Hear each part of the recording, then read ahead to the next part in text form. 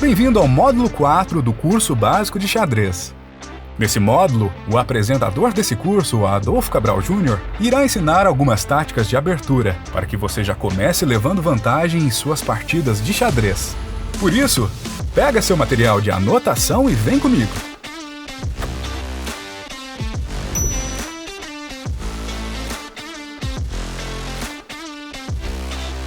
Nesse capítulo, nós vamos considerar as questões relativas à abertura do jogo. Ou seja, como que a gente poderia pensar as melhores posições para a gente já iniciar o jogo, pensando já numa estratégia boa. Antes de mais nada, vamos lembrar a disposição das peças. Nós verificamos aqui que os peões eles estão exatamente na frente de cada peça, o que significa que os peões eles obstruem a movimentação dessas peças. A única peça que não é obstruída pelo peão é o cavalo.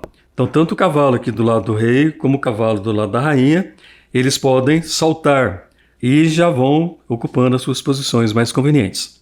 Antes da gente agora mostrar essa questão dos peões se movimentando para permitir com que as peças que estão bloqueadas por eles possam atuar, vamos fazer uma consideração aqui a respeito do centro do tabuleiro.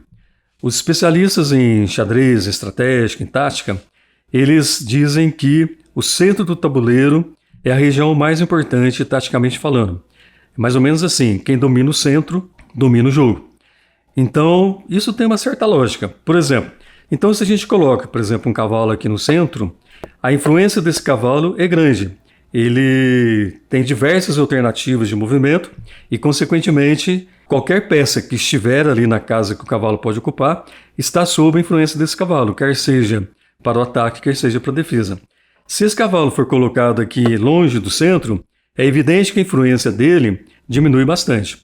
A ideia é que a gente tem que prestar atenção que o centro do tabuleiro ele tem, taticamente, essa função importante, porque a peça que está no centro ou aquelas peças que estão vigiando as casas do centro, normalmente elas estão em posição mais conveniente, taticamente falando, inclusive para o ataque.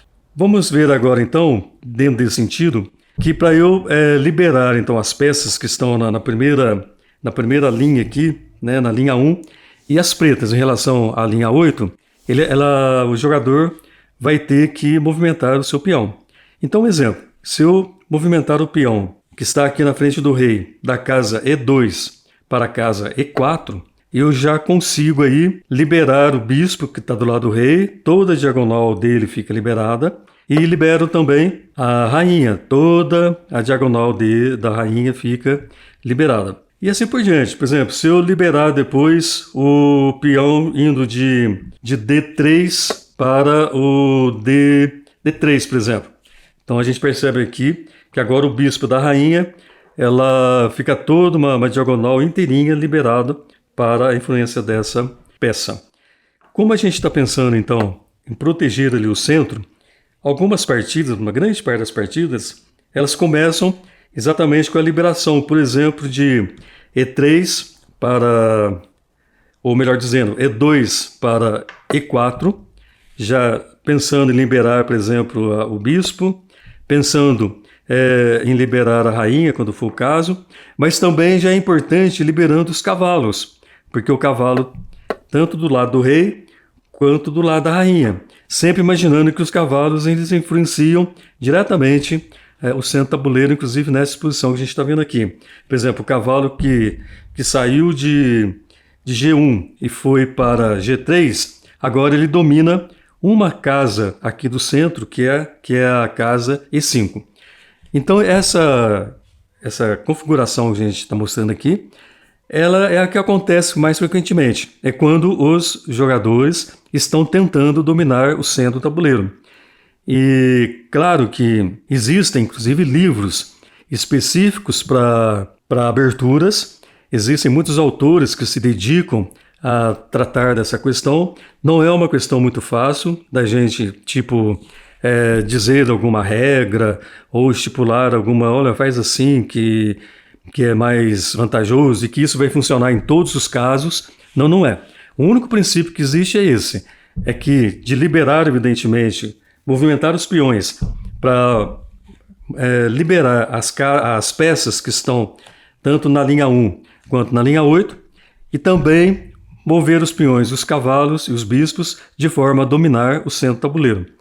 Esse é o primeiro embate. Tanto os jogadores que estão com as brancas como aquele que está com as pretas, os dois vão procurar fazer esse domínio do centro.